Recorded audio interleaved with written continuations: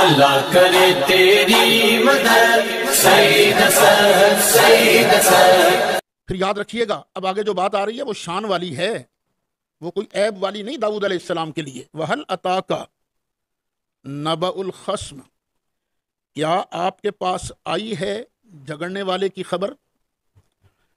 اِذْ تَصَوَّرُوا الْمِحْرَابَ، جب وہ دیوار پھاند کر مسجد میں آئے۔ داؤد علیہ السلام اللہ اللہ کر رہے تھے۔ اِذْ دَخَلُوا عَلَى دَاوُودَ، جب وہ داؤد علیہ السلام کے پاس آئے۔ فَفَزِعَ مِنْهُمْ، ایک بادشاہ وقت، طاقتور بادشاہ، اور بیٹھا بھی اپنے اللہ اللہ کرنے کے لیے الگ ہے، تو ظاہر ہے کچھ سوچنا تو تھا نا، یہ کیوں آ گئے، کون ہے یہ؟ قالوا، انہوں نے کہا لا تخف، گھبرائیے مت، خصمان بغا بعضنا علی بعض، یہ ہم دو جھگڑنے والے ہیں، دو فریق ہیں، ایک نے دوسرے پر زیادتی کی ہے۔ فاحکم بیننا بالحق، آپ ہمارے درمیان حق اور سچ کا فیصلہ کر دیجئے، ولا تشتت، اور غلط فیصلہ نہ کیجیے، حق کا فیصلہ کیجیے۔ وہدنا الی سواء الصراط، اور ہمیں بالکل سیدھے رستے پر چلائیے گا۔ جھگڑا کیا ہے بھی تمہارا؟ ان ھذا اخی، بے شک یہ میرا بھائی ہے، لہو 99 نعجہ، اس کے پاس 99 دمبیاں ہیں، ولی نعجۃ واحدہ، میں غریب ہوں، ماڑا بندہ ہوں، اور میرے پاس تو ایک ہی دمبی ہے۔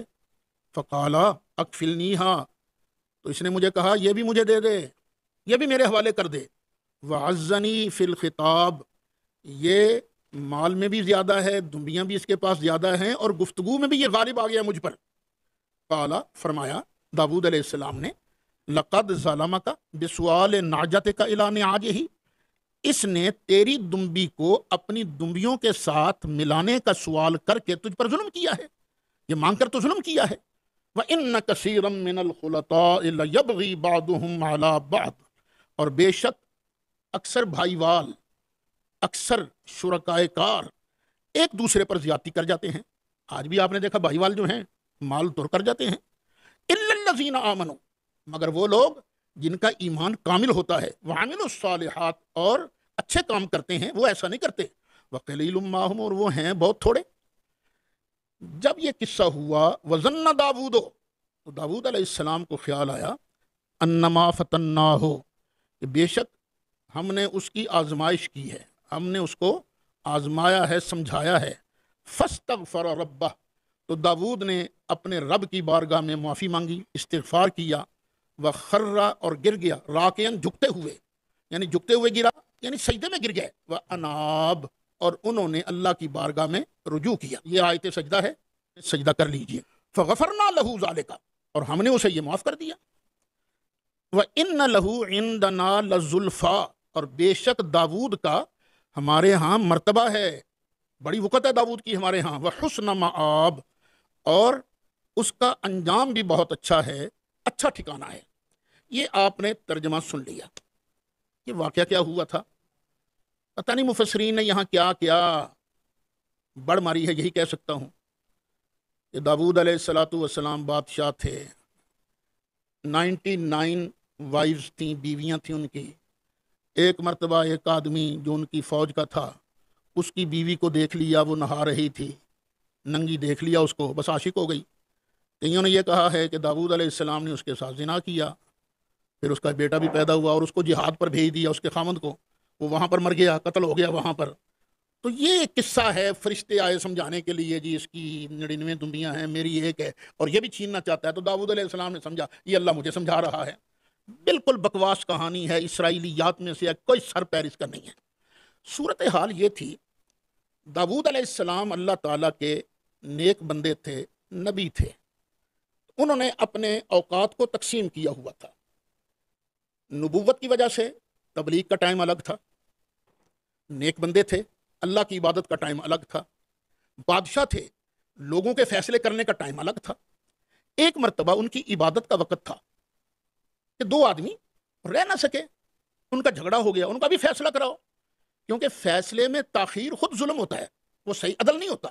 وہ چھلانگ لگا کے آگے کیس پیش کیا۔ اب داؤد علیہ السلام نے فیصلہ کرنے کے بعد سمجھا، اوہو، اللہ نے مجھے حاکم بھی بنایا ہے نا، ایک ہے خود رب رب کرنا، اور ایک ہے اللہ کی مخلوق کو انصاف مہیا کرنا۔ یہ انصاف مہیا کرنا یہ تو اعلیٰ درجے کی عبادت ہے اکیلے رب رب کرنے سے. تو اب داؤد علیہ السلام کو خیال آیا تو داؤد علیہ السلام نے اللہ سے معافی مانگی. اللہ فرماتا ہے ہم نے معاف کر دیا. دیکھو نا, کیونکہ پہلے نبی کریم علیہ السلام سے کہا جا رہا ہے داؤد کا ذکر کرو نا. اب یہاں داؤد علیہ السلام کا کوئی عیب بیان کرنا تھا اللہ تعالیٰ نے. اب اکثر مفسرین کے نزدیک, بلکہ میں نے جتنے پڑھے ہیں سب کے نزدیک, میاں بیوی کے درمیان نباہ نہیں ہو رہا تھا. حضرت زید نے آن کر سرکار کی بارگاہ میں شکایت لگائی. آقا وہ تو اپنے آپ کو بڑا سمجھتی ہیں, مجھے اچھی نظروں سے نہیں دیکھتی, یہ شکایت لگائی. تو نبی کریم علیہ السلام نے انہیں فرمایا, حضرت زید کو کہا, اور جو کہا اس کو اللہ نے بیان کیا.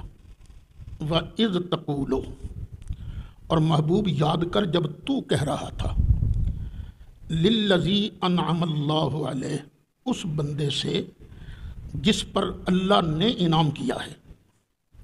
اللہ نے کیا انعام کیا؟ ان کو پیدا کیا, ان کو شکل و صورت دی, ان کو اعلیٰ خاندان دیا. وَأَنْعَمْتَ عَلَيْهِ, اور جس پر تو نے انعام کیا تھا کہ ان کو اپنے پاس رکھا, اتنی شفقت دی کہ باپ اور سگا چچا لینے کے لیے آیا.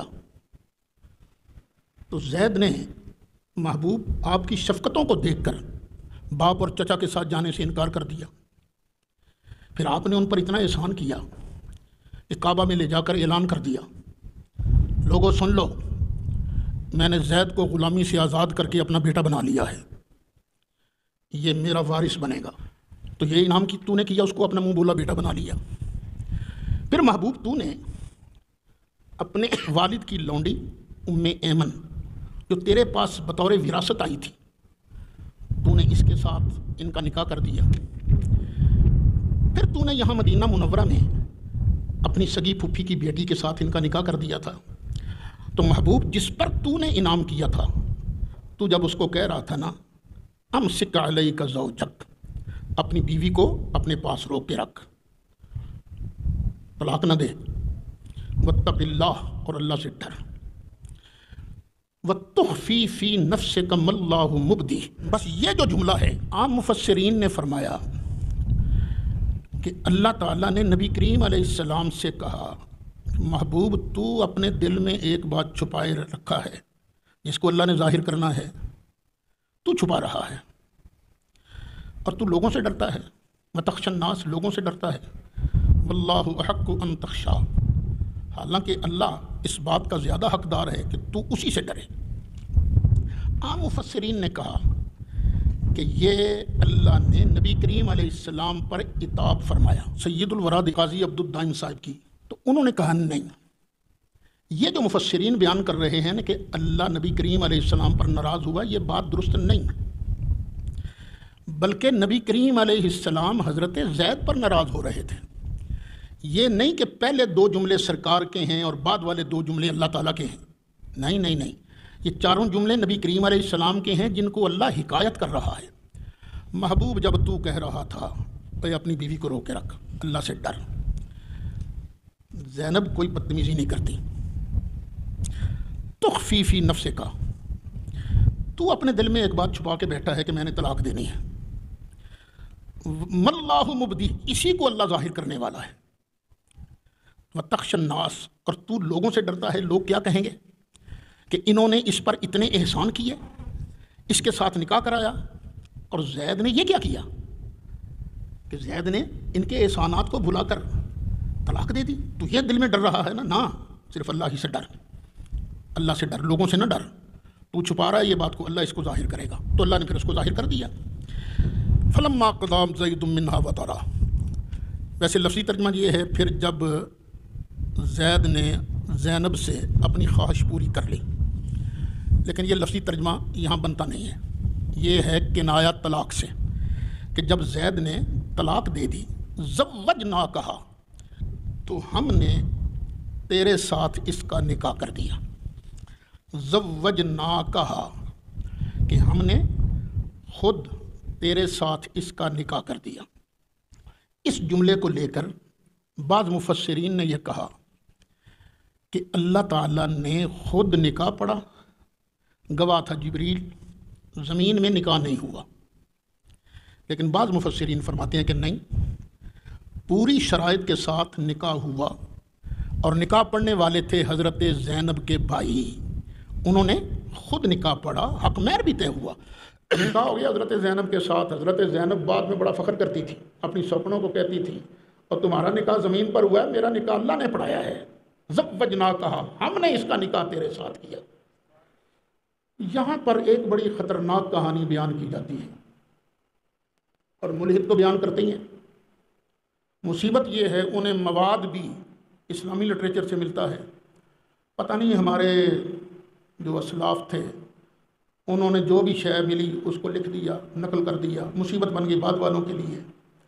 ملحد کہانی یہ بیان کرتے ہیں، ایک دن نبی کریم علیہ السلام زینب کے گھر گئے، زینب گھر میں اکیلی تھیں، دوپٹہ لیا ہوا نہیں تھا، بس سرکار کی نگاہ پڑی تو سرکار ہو گئے، یا مقلب القلوب، یا اللہ تو دلوں کو بدلنے والا ہے، یہ کہا اور واپس آ گئے، عاشق ہو گئے۔ اب حضرت زینب کے پاس جب حضرت زید آئے تو زینب نے کہا اس طرح حال ہوا ہے، انہوں نے پھر طلاق دے دی۔ یہ ساری کہانی من گھڑت ہے۔ دیکھو، بندہ عاشق ہوتا ہے نا جب کسی پر، تو اس پر عاشق ہوتا ہے جس کو پہلے نہ دیکھا ہو۔ تصور کر لو، وہ بچی جو سامنے پیدا ہوئی، جوان سامنے ہوئی، اور اگر سرکار نے عاشقی ہونا تھا تو کون روکتا تھا؟ وہ تو پہلے چاہتی تھی کہ ہمارا نکاح سرکار کے ساتھ ہو جائے، زید کے ساتھ نہ ہو۔ تو یہ اچانک دیکھ کے سرکار کے دل میں محبت پیدا ہو گئی اور انہوں نے حضرت زینب کے ساتھ شادی کری۔ یہ کہانی بالکل بکواس ہے۔ اللہ تعالیٰ نے اپنے محبوب علیہ السلام کو ان چیزوں سے پاک رکھا۔